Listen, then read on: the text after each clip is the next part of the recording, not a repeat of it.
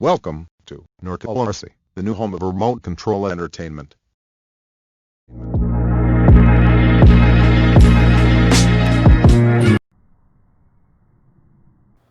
First thing you want to do is clean the inside of the body out real good, and then buy a roll of that Flex Seal shit you see for sale on TV by that guy making boats out of it.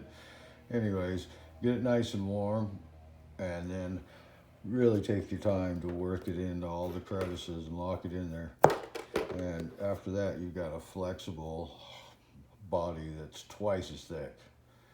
Take extra special care around your body mount areas to make sure it's flat. You don't want to build up there, also make it hard to get your body pins in. So after that, I like to take these commander strips and pull off one side of them and place those over your body hole, like so. There they're centered. Press that bad boy down and just leave it that way. And then do the same thing with this other side here. And you can do that on your bodies that are painted too, to keep them from getting scratched. What I like to do is these sliders for the top.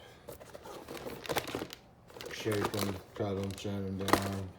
Drill a couple holes up here for the recessed 4mm machine head screws. Drill them through and mount them on the bottom with some hardware.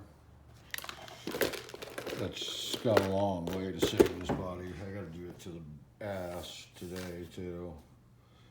You know, hopefully be as low profile as possible.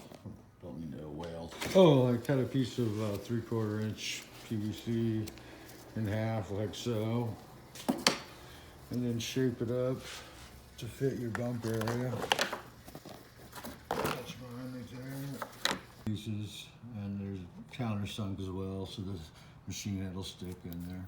So you go on the next step, which is installing the two-sided tape. So I put the two-sided tape on so it holds it while you're drilling your holes, and just a little cushion, you know, keeps it stuck in place good.